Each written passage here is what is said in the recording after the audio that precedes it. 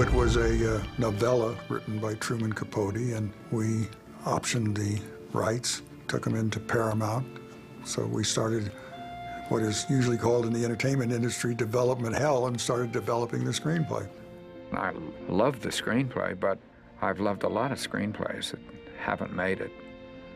So I wasn't foolish enough to make that a part of my consideration for doing it or not. I would have done it if I had to crawl all the way up the Walk of Fame, you know. That was a big opportunity for me. Audrey was under contract to Paramount. We just thought she would be wonderful in it. Paramount didn't think she would play it because she was such a kind of sweet and proprietary kind of lady that they didn't think she would play a part where a woman gets $50 to go to the powder room. Certainly in her mind, and understandably so, it was a big jump from the Capote Holly Golightly to our film's Holly Golightly, and she just didn't know whether she could do that sort of thing. I thought she did a wonderful job. I liked it because she was very naive, and it was like playing against that character. And I think that's what it takes to play that part and get away with it, you know? I just told her I thought she would be absolutely great, not to expect her to be the Holly Golightly of Truman's book. I don't even want to own anything until I can find a place where me and things go together. I'm not sure where that is, but I know what it's like. It's like Tiffany's. You mean the jewelry store? That's right. I'm crazy about Tiffany's. Truman Capote originally visualized Marilyn Monroe in the part, and she probably would have been allowed to play the character as he had created her in the book, but they unfortunately wouldn't let Audrey do that. You kind of would have expected Marilyn, who, you know, was very sexy, she was kind of obvious for the part, and so we thought we could do better. And when Audrey said she would do it, even though Paramount didn't think she would, that's how we got her. I don't think that the majority of the audience in those days really ever thought of Audrey Hepburn as a hooker, as a call girl. I bet you they didn't even, when it was over with, they didn't even know. So $50 for the powder room? So she was an escort lady. I found myself wishing that she could have done the part as written. People didn't know how earthy and how true to life Audrey was, how aware she was of whatever went on in the world. But she took something which was one way and turned it completely into something else, up to the point that people forget what the film is really about.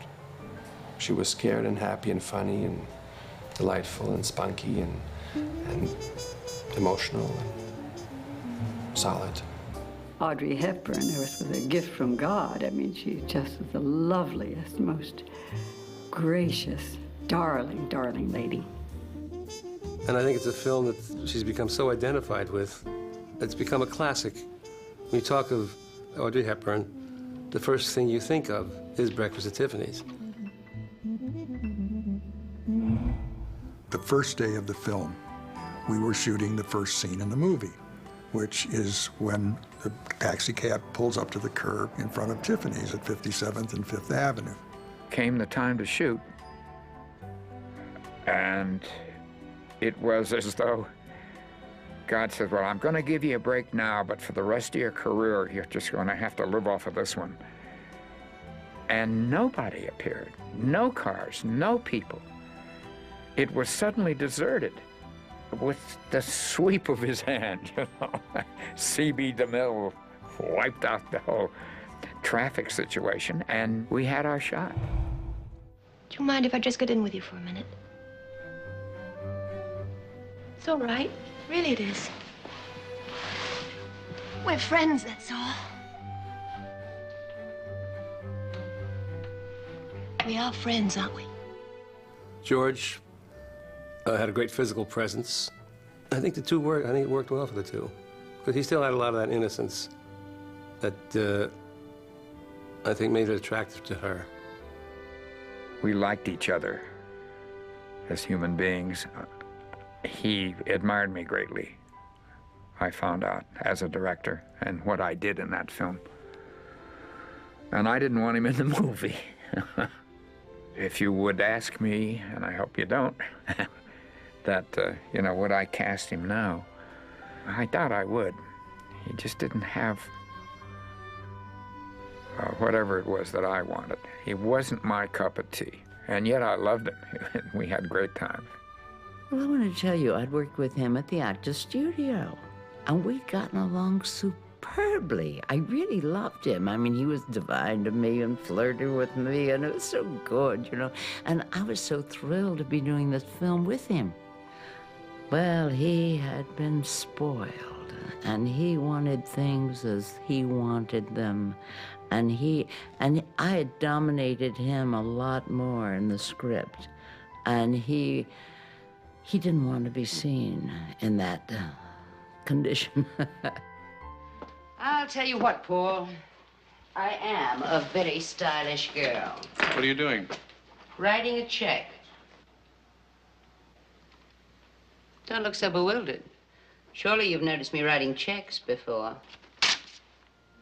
You're entitled to a vacation with pay. We wanted somebody who was no nonsense, who could play that kind of, you know, strong, subterranean sexual role, which is what she does. And I don't recall we ever had any problem getting her to play the part because she was a fan of Audrey's, and it was a very good role. You're Holly's father? Her name ain't Holly. She was Lula Mae Barnes. Was till she married me. I'm her husband, Doc Golightly. What can you say about Buddy? Buddy is Buddy. He's an old vaudeville hoofer. It was a brilliant bit of casting. I don't know whether Buddy Ebsen was Blake's idea or whether it was the casting director's idea, but, you know, I remember he came and read the scene that they play on the part. We just heard, you know, 5 lines, and we all knew that was right. Mr. Golightly, once again, I must protest. If you don't stop with that phonograph right this minute, I'm going to go to the police department. Yeah, well, that's more better. In spite of the fact that Blake was a very good friend of Mickey Rooney's, I don't think you would ever have cast Mickey Rooney to play a Japanese person. You'd have had a real Japanese actor, and I don't mind saying that at one point I wanted to replace him. I didn't really think it out, and I'm not sure it would have changed my mind anyway. And certainly at that time when I did it, nobody criticized it. I thought it was perfectly okay. Looking back, I wish I had never done it. Not my favorite part. Though I do, as I say, I think Mickey's a wonderful, wonderful actor. And I would give anything to be able to recast it. But it's there, and onward and upward. So, my darling Fred, I have tonight made a very serious decision. And what is that? No longer will I play the field. Congratulations. The field stinks, both economically and socially. Audrey and I specifically never had a disagreement that I can remember. People would advise Audrey, and we would rehearse one night, and she'd come back the next day and do something totally different. And I finally took her aside and said, hey, there's only one director. He may not be the best, but that's what you got. And you either go along with what we agree on together, or you got to get another director. And that it changed right then. And she relied on me from that moment on. It was easy to spot what she was doing. And she was some kind of spectacular lady. I'll buy a drink. You drink? Yeah. I'll buy a drink. Okay. George Axelrod wrote the brilliant script, but the cocktail party was pure Blake Edwards. He called me one day and he said, I'm going over to the set because I'm going to do this crazy party sequence, and I'm just going to play around and see what I can use. The script itself didn't delineate that much in terms of party shenanigans. And that meant that I was going to have to invent it. But we just walked around seeing what kind of crazy madness we could create. They had the one thing where he was on the floor crawling to get the telephone that was ringing that was in a suitcase, you know, things like that.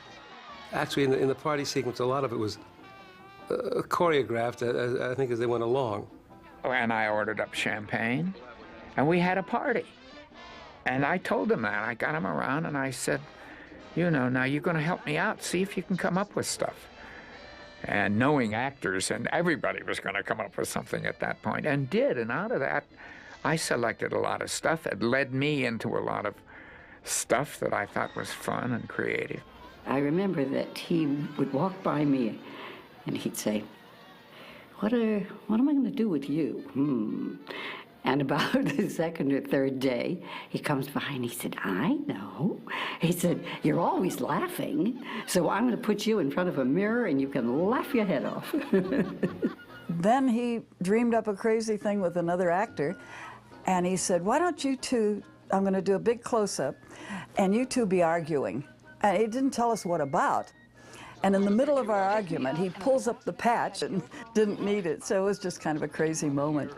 And then, 2 or 3 days later, he said, you know, by now, I think she might have a crying jag. I said, yeah. And he said, okay, go for it. And we really just had a party. Had it been otherwise, I think it would have taken 2 weeks. And it didn't take anything like that. You heartbreaker, wherever you're going, I'm going your way. Well, I was really quite amazed that she was able to pull that off. I didn't know she sang. Nobody knew. See the world, there's such a lot of world to see. When I saw the film for the first time with an audience, we were in preview, and the head of the company then said, well, I'll tell you one thing, we can get rid of that song. Fortunately, Audrey stood and said, over my dead body.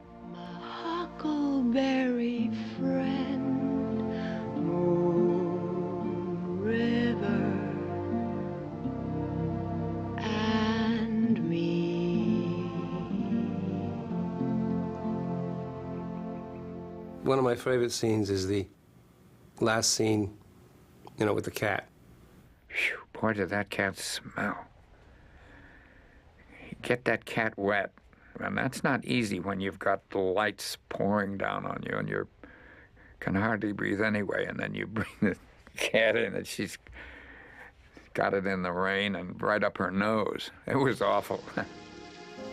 What makes it still an important movie is, I think, it's the romanticism of the film and the relationship, and when Audrey is the most vulnerable, and when George Peppard talks to her, when she's going to run away, that last scene in the taxi, and then when she goes and finds the cat, and they're all hugging in the rain. I'm an old romantic, I guess, but that's my favorite part of the picture. It just gets into your soul, gets into your heart, may even get into your tears. I don't think there would be anyone that could ever follow Audrey Hepburn in any role, because, I mean, she was unique. She always had a spark of humor and be able to deliver that kind of kooky little attitude. But it's a movie everybody can identify with. I think a lot of people have that kookiness, whether they let it show or not, you know. I think a lot of people wanted to be Audrey Hepburn in Breakfast at Tiffany's. Because she had a way of showing us who she really was. She really made you look into her soul. And you see it whether she played a princess or a nun or a flower girl or Holly Golightly. She just had a grace and a beauty and a charm that I can't think of anyone else like her. And yet with it, there was a sweetness and a vulnerability. She was just delightful. What was she really like?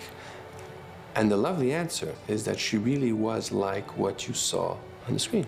She really was that way. I think that movie was made like a classic.